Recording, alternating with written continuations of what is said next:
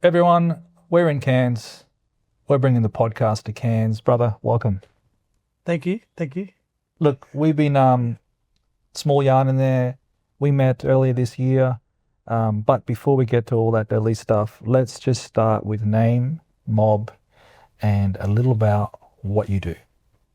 So my name is Wally Gela. I'm proud to say that I'm from the Wollie Nations on the top western parts of the Torres Straits, which is Boyville Island in the top western part of the Torres Straits, and also the Kema Meriam Nations, which is the eastern parts of the Torres Strait, which is Darley Island, Dr. Peter and Sunset Tribe.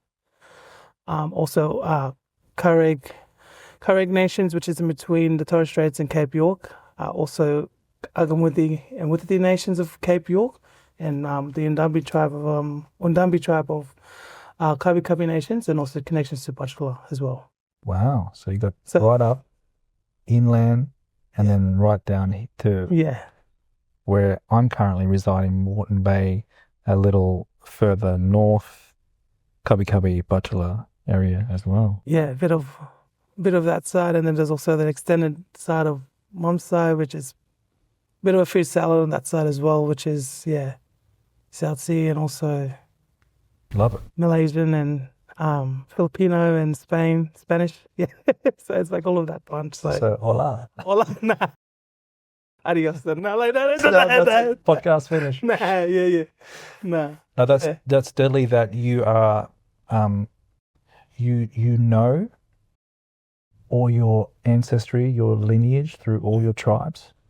Yep. Because some mob we will sort of will know parts of it, but not quite know great grandmothers or where those lines start. So that's really great that you know that, and that must be hard for you to put into a one-page bio. Yeah. So, one of my mates has said, you just need to condense into Torres Strait, Cape York, and Southeast Murray or something, Southeast Coast Murray or something. No, that's good. This is for mob here. So Yeah, it's good for them to identify in case there's some mob out there watching that. Yeah. Hey, which way we could be related? So then, bring the AS's maps out. That's it. Bring that map out. Let's go.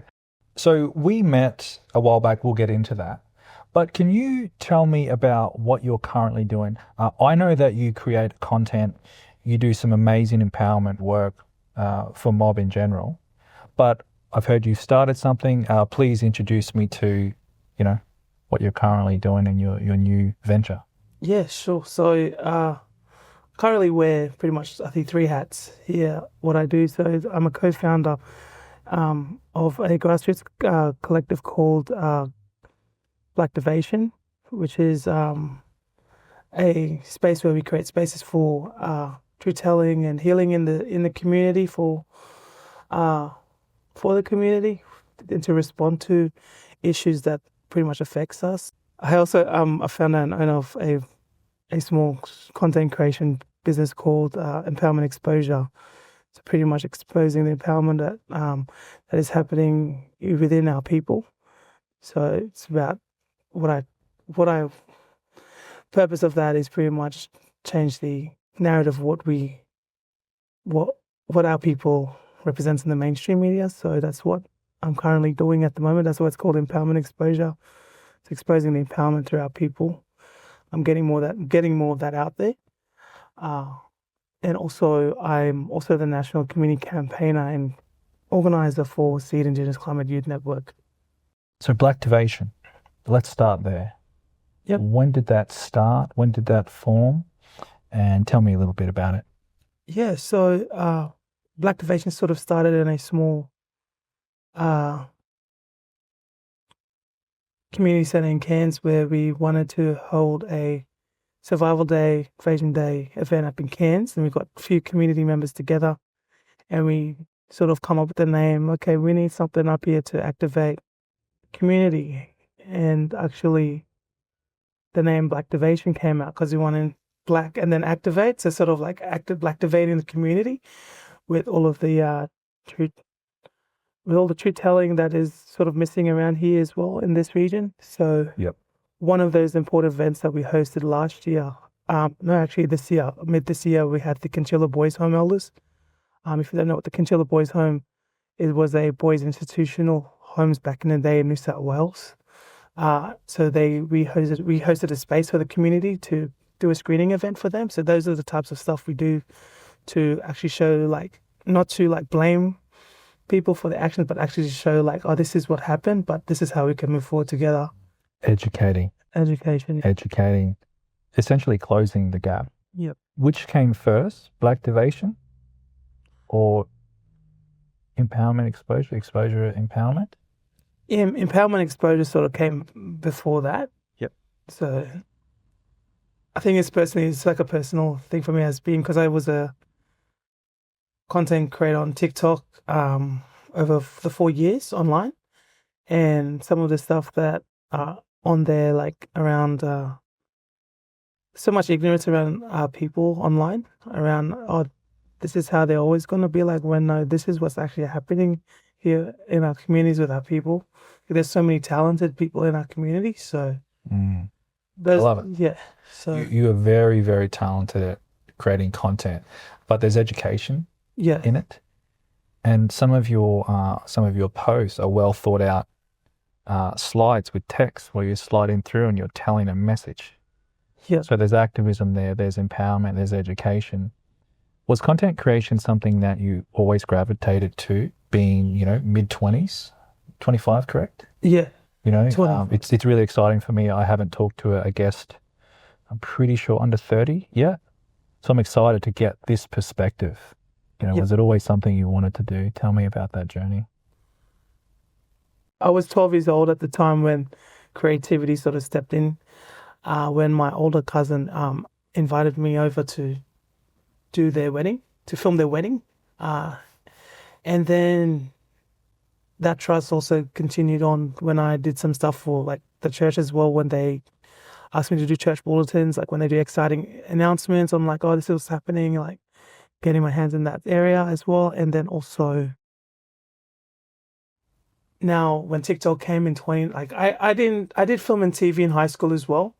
So it's sort of boosted my confidence then. Yes. And then after school, I kind of encountered with the online world, which is TikTok and Instagram. And then that's when I started. First, I decided to do part of the trends and stuff, like the current trends online. Of course. But then I was like, it wasn't very, it didn't fill my cup as much. So then that's when I decided to talk about the injustices of our people, what's happening here, like what's Australia really is, like pre-colonization and all of that stuff. And then, this really opened up a new world from there. And then there's a lot of opportunities after that came after when I started coming out of my comfort zone, when I started talking about those stuff. That is amazing. The fact that you're 25 now, and it would have happened earlier, but you went in like any new app, you follow the trends, you do the things because that's just how you learn what it is. But then you had the emotional intelligence at a young age to go, hey, this is not fulfilling for me.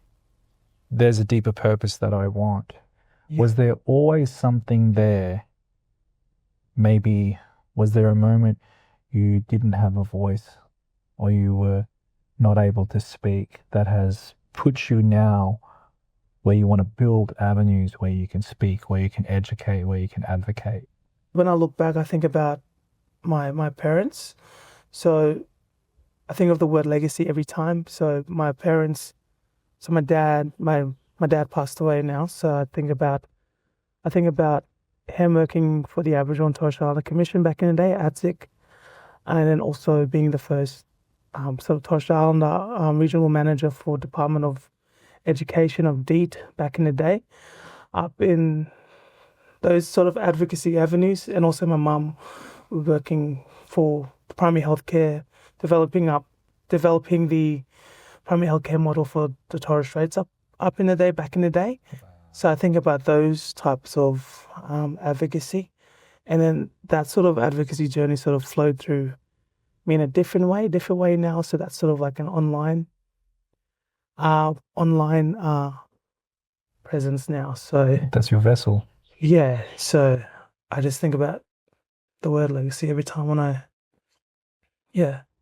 Wow. So your parents and your late father, they did really empowering, powerful work, because I remember ATSIC. Yeah.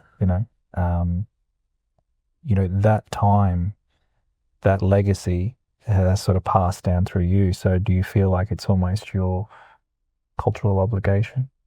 But inherently, it's what you want to do. It's in you to be that voice and build that legacy. Like it wasn't like a choice for me. It's like a responsibility sort of way. So it's like your purpose.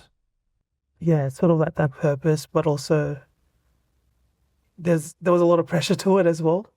So I think you would have seen this earlier on my post, because after this Canberra trip, there was something very powerful that this elder was saying. She's saying that we carry purpose, not pressure. So we have to tell ourselves that. So that's a good one to use when times get tough, because the society we live in, it almost comes with interest, and that interest is stress and anxiety. Mm-hmm. It's busy. Everyone's so important. And then it can make us feel inadequate. So purpose, that's a big one. And your content creation journey, it seems to be evolving. Yes. Now, Blacktivation has formed. Yeah. Being a new business owner, what are you feeling now? Again, purpose, not pressure. Talk me through a 25-year-old now starting a business in 2025. It's safe to say started this year? Yes. So I started Empowerment Exposure this year. My first client was the North Queensland Land Council. They were really felt impacted by the stuff I put online as well. And that's when I sort of, they really wanted me to be part of the, they really wanted me to use my skills to elevate their voices, pretty much. Is that a good answer? Or? That's the perfect answer. Okay. So because not everyone has the skills to reach a digital audience. Creating content is hard. Sometimes it takes people 45 minutes to get the right quote. But when you have someone with the skill set, the mindset, and the passion, the drive to create content consistently, high quality content, engaging content, that's why people want to partner with you, because of the skill set and the messaging. It's never about dollars, it's about alignment. Yeah. So perfect answer. Yeah. And it's your answer, that's why it's perfect. Thank you. What are some of the goals and aspirations for the next 12 months? In the next 12 months, hoping to see Blacktivation is actually currently grassroots at the moment. So we really want to really stem out to the community further. So partnering with stakeholders in the community and trusted stakeholders and trusted leaders in the community, and really expand and leverage with them. Partner with them. Leverage is not the word. Well, you're leveraging each other. Yeah. Partnership goes both ways. It's mutually beneficial. Yeah. It's an energy exchange. Yeah. So building that more trust in the community, that this is what Blacktivation is for the community, and how we can get more young people on board to do the work as well what we do. Because we're just only building something here for other young people as well who would like to be on board as well, doing this community stuff around truth-telling and healing in the community of Cairns. So what was really exciting is when the name came out, Blacktivation, because that's missing in the community of Cairns. There's not enough Blacktivated more. Yeah. So it's we need to really activate the spaces here around the community. Yeah. And the only way to do that is when we create those spaces for community to come together. Yeah. So it's a really exciting time now, because this is essentially grassroots right now. Yep. So I need to get your autograph now before you get too big and deadly. Hey? So you're mobilizing. I'm assuming there's a couple other people that you're So there's activation with. There's 3 other co-founders. So with that is part of Blacktivation, that we all pretty much work together. Yeah. I love it. Yeah. Now, Empowerment Exposure, your content creation it's cool to actually talk to someone whose business was content creation. Mhm. You know, because people, and I'm going to speak for, I may be making an assumption, but boomers, older people, myself, early 40s, the idea of, you know, creating content and getting paid to create content wasn't a thing 10 Mhm. years ago. And now you're in a position where you're creating content, you know, you're working with and align with companies and Yes. councils and things to create content Yeah. for a business. How does that make you feel? So prior to Empowerment Exposure, I didn't really have a name for my business yet. So, but I got the clients and stuff when I was doing online campaigns for Quake, Queensland Australian. Sorry, Queensland, Queensland Aboriginal Islander Health Council, and I did sort of health campaigns for them through the COVID period, encouraging them to get their vaccinations. So those were the empowerment work I did there, but that was through mobile phone. And also in interviews with mob in the community, different AMSs, and then also international advocacy, so around Amnesty International. So working with them to do raise the age campaigns. So those were all like invested sort of content creation I did there with those businesses, and also Eric, I think not Eric Durrell, Edith Cowan University in Perth. So did sort of sexual health campaigns for them as well. So it's sort of those types of, and that's when the name Empowerment Exposure came up about. So it's sort of like, yeah, it was a feeling it's a feeling, and then there's a visual part to it. So it's like you feel empowered and you can see empowerment. So that's why Empowerment Exposure. So I love it. You see it, you can be it. Yeah. But you have the purpose behind it. Yeah. And where does your vision come from? Conceiving ideas, you know, do you just, you know, get reference material? Do you come to potential partners and allies and collaborate, brainstorm? You know, I'd like to know, one creative to another, how your creative brain works and what inspires you. I think one thing I really enjoy about when I'm working with different campaigns, different organizations, there's a level of self-determination in it as well for my own creativity. So there isn't much like, they don't give you as much structure. So it's like, just do your best, and then we'll give you feedback after. But sometimes at the end, it's your best anyway. So creative aside, what do you do outside of your creative work, or are you currently? Yeah, outside of my creative work, I work full time. So with Teen Indigenous Climate Youth Network as their national community campaigner and community organizer. So in that space is heavily centered on protecting country as well, which is also aligned with empowerment exposure as well. With the work I do with the rangers that are happening around what they're doing on country, so as well. And this is great. I'm, you know, I've ran life a couple of more laps than you at 25, but yeah, you're working full time and you're putting systems, steps, and strategy in place to start your own legacy. Yeah, sometimes I don't notice it, but I just do it. Yeah. No, you're doing it. You're right in the middle of it, so you won't see it. Yeah. When you left school, did you know that you wanted to be a content creator? Obviously, you had that experience at 12, the family wedding, the stuff in the church. Did you leave and went, hey, that's me? Not necessarily, because straight after school, I went straight into work.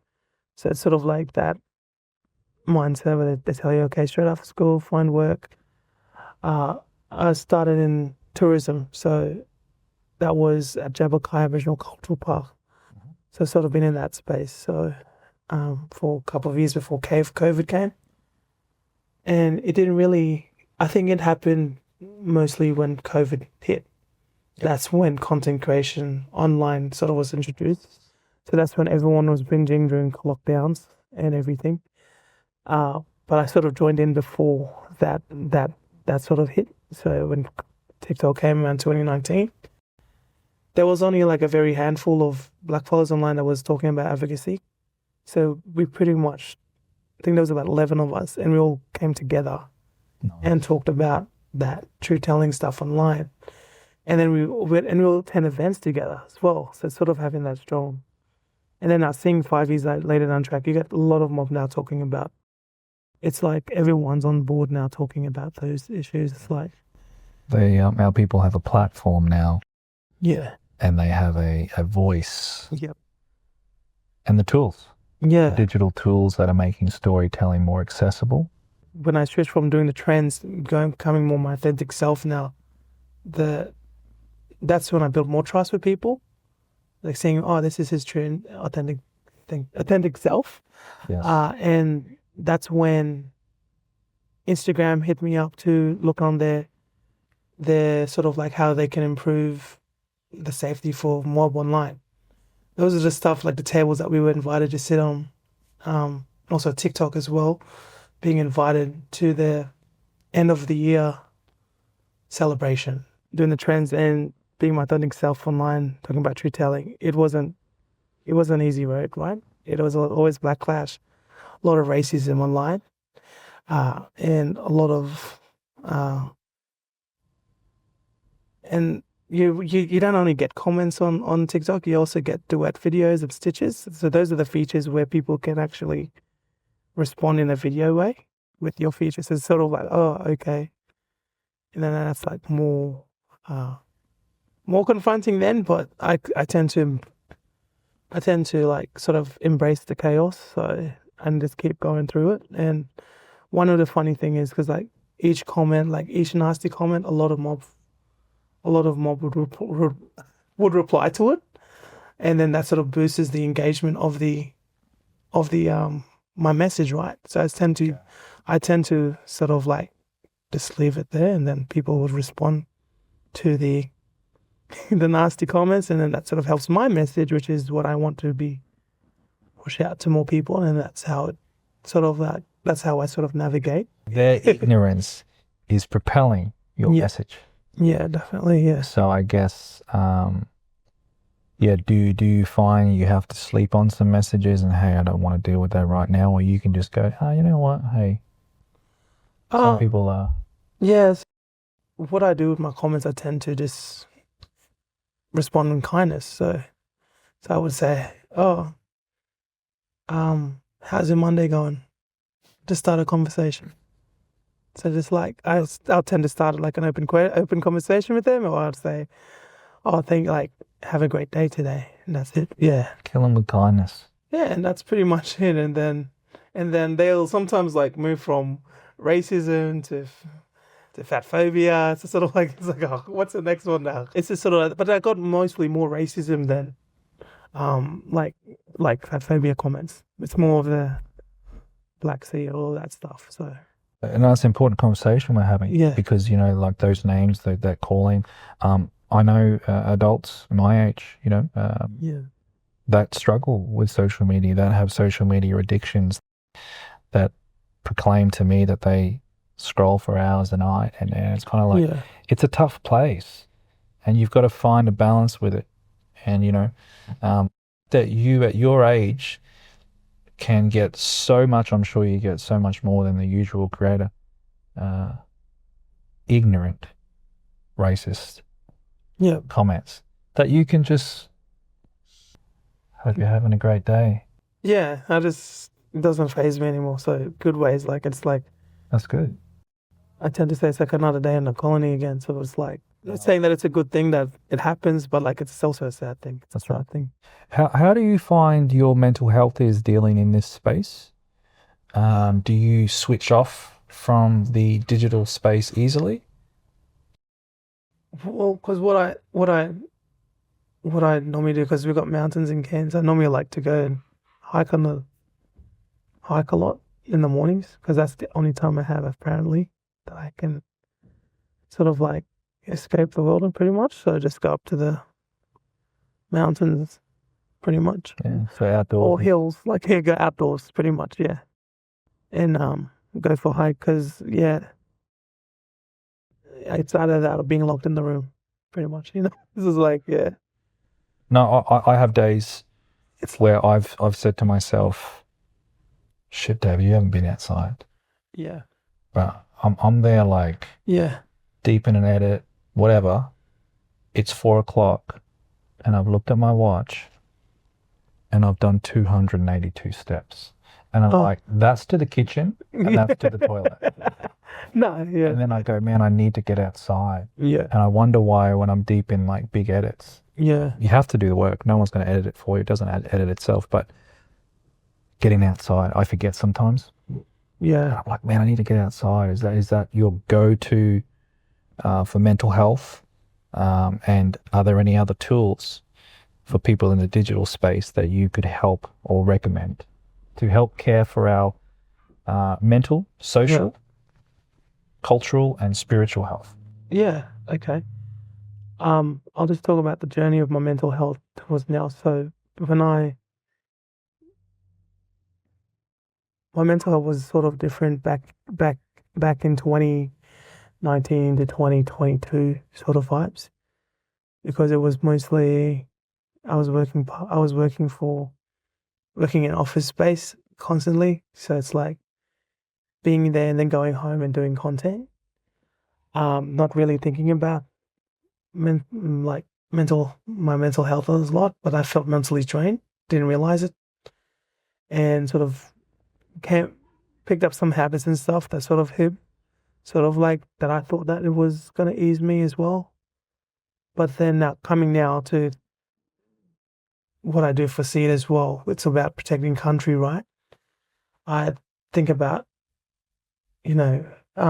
us mom, like we belong to country, right? And that's where I tend to go out pretty much, like out in the rainforest, because that's where I feel very connected here, like here in Gimway, and just going out there and just really connect to nature and ground myself, because not gonna lie, that's what I did last month pretty much after the 3 summits that technically, yeah, 2 summits, but then attending the 3rd one, which was out in bush, out in Jarrah Forest there in Perth, and I would just ground myself out in the forest there. This could be late at night, and I'm not even afraid of that because I'm part of, like, I'm just like out in nature, but good ways. I talk to the ancestors. I'll say, hey, Yeah. I'm here, there's good ways here, passing through, just want to just ground myself. And then if there's something very, like, gravitating when I do that for my mental health, because before I used to eat a lot. That's what I thought. Food was like, it was food, and it was also substance abuse as well. A lot of like, that's some history. That's some fun facts that people don't know about me. That's what I used to do, but that's okay. I don't care. But that's what I used. Yeah, that's what I tend to lean on. But now it's sort of like steadied down. Yeah, you're So I had to becoming aware of it, and you're I'm aware of what I'm doing. things in place, the habits. So yeah, it's sort of like that, and well, yeah, because that's one thing really. Also, I'm doing for work is all about environment and protecting country and connecting to country as well. So all of those type of stuff, and then that sort of given me my own reflections on what I do outside of that I should be doing that for myself. Love it. And yeah, because and also this is all aligned with everything, because with empowerment exposure, showing stuff about country, like what's important, what's happening on country, what the Rangers are doing, and then on top of that, doing my full-time job, which is about country, protecting country, and honestly, it's like, and then now myself, I am country too myself, so I need to be aware of what I'm doing to my mental health, what I'm doing myself to harm this country too, because we're country too, because the land owns us, and then that's why it's like, yeah. You're showing so much emotional maturity at your age. When I was in 25, man, it was just horrors, bro. Straight up horrors. Yeah. I love the fact that you said you talk to our ancestors. I talk to our ancestors whenever I go somewhere new. I take my shoes off, or I put my hand on the earth, and I yarn them and let them know that my intentions and where I'm from and my bloodlines. And I love talking about it. It's so real. And today I've been yarning with some other deadly fellas, and we've been talking about culture and spirit, and and one with country, and you are country, and for sharing your dealings with food and your mental health. And I think that's so important, because people like to make assumptions about the younger generation and all these things, but you're showing today so much more depth as well, and understanding and self-awareness. I think that's great, because I've had demons in my past and triggers and behaviors, and I'm still trying to grow. And part of this podcast is to empower, is to talk about brothers in business, because that's the podcast, is brothers in business. Plus home ownership is another thing we're talking about. Mental health, so important. I think the more we talk about it, and the less we do push-ups about mental health, and the more we talk about it, is better. Is there a piece of content, a quote, a video, a piece of music that's your go-to? When you're like feeling a certain way, you're like, man, I need to. So if you don't know, I have 2 different accounts on my Instagram. So I've got my main one, and then I've got like a sort of like a private one. So if I do ever decide to doom scroll, I don't doom scroll on my main one. I doom scroll on the other one, which has more up, like motivational, like food for your thoughts, or food for your soul content. Because the main one, it is all over the place. It's not beneficial. The other ones is talking about, there's also like business content as well, like young people talking about business on there as well. So it's sort of like having that investing mindset as well. And I think I really want to tap in more in my, growth mindset. So there's a growth mindset feed I have. Like I love it. Literally, like you go on I can literally show it to you now, like on my main account, there's like people, I don't know, ranting about their brother or something. And then this main one that I go to a lot is about growth mindset, entrepreneurship, and all of that stuff, leadership, politics, philosophy, all of that content that I look into. All over it. Because, it's like, the saying, you are what you eat. It's not only what you're eating, it's also what you're listening to. You're digesting that content. Oh man, I love it. I'm so all for it. And I believe in it wholeheartedly, and I'm on social media, but at the same time I'm on and off. So you purposely have created an account that gives you a stream of motivational, inspirational, empowering growth mindset content. All of that stuff. And also my faith too as well. So there's all sort of that type of, Incredible. So you're controlling, and if you're feeling that you're digesting too much of that, you can go and digest what feeds you and gives back and keeps you aligned. And like I'm a strong believer in people and the ways and how they learn, right? The people have different learning ways of learning and how to attain and receive messages and knowledge and stuff. And the way I do that is through the information I get on my scrolling. Because I can pick up a book and read, but I think it's just sort of it's just like I can't absorb much knowledge through that, but through the quick content and through quick messaging, it's already absorbed in my soul already. So it's sort of like the mindset, like the mindset content, the philosophy content, all of that stuff, and entrepreneurial concept, like content. It's just like boom bang. But then really like have to like, it's just my own learning system. So it's like, no, I can wholeheartedly say I've tried a few times in my life to read. Yep. And I struggle.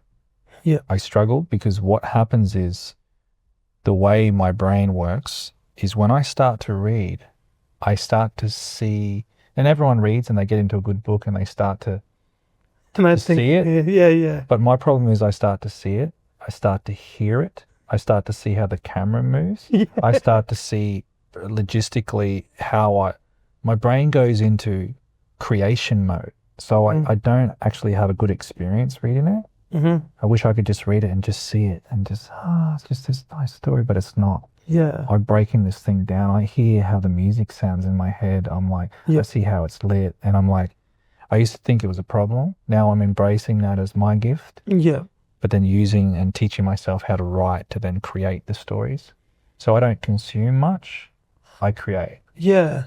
This is something weird, but when I was reading a book, I needed to listen to music. So if I'm reading an impactful book or something, I have to listen to impactful music. Instrumental? No words? Or you can do it with words? Words. You reckon words? No. Like what else? No. Instrumental sometimes, but yeah.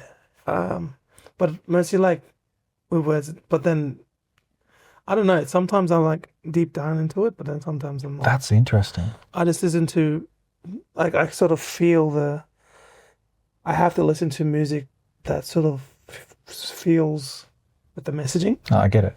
So that's what I did with my tiles. So it's just like when I put messaging on my tiles, I have to add like some type of music to it to make it feel like I get it. what they're reading. Is it similar to, because this is something that I experience, the music resonates with you at a frequency, and when you're in that frequency, the words just come to you. Yeah. You don't have to do anything. They just come to you. Yes. A certain piece of music evokes emotion, hits a resonancy within you, Yeah. and then the creation just flows. Yeah. Yeah. That's- We rehearsed this earlier. Pardon? Did you? No, I was gambling. Oh, okay. Yeah. I have to listen to music constantly for me to like. Yeah. But then I do get distracted at the same time. But I need to like figure out what type of. Get the right. Yeah. I love that. See, when I said music lyrics, I listen to instrumental scores, like music scores. Oh, okay. So like, Hans Zimmer and all that. Like I'm listening to Beethoven. movie scores. Oh, movie scores. Yeah, I'd play something now, but it'll flag it. YouTube will flag it. Oh, Slices. okay. But I listen to music composition, musical scores. And then what'll happen is I feel like I need to create something, and then I'll find the right music that resonates with whatever's inside me that needs to tell the story. It resonates. There's none of that. Okay. I always use that. Then it comes out. Yeah. And it's not always good. Sometimes it's garbage, but it's a vessel. I always listen to the Interstellar. Boom, there it is. I always listen to that type of musical. That's exactly what I listen to. Yeah, that's just like, it just makes you deep think. And it brings things out of you that you don't know. That's what. And I think if people could actually take a lesson from music and they feel deeply and they cry and they get emotion, but they don't believe in spirits or culture or some of the stories we tell and the yarns we tell, and people think it's far-fetched. I'm like, but music can resonate with you on a certain frequency. Imagine if that frequency existed and we could feel it in nature. And it's hard to explain it, the feeling, right? Yeah.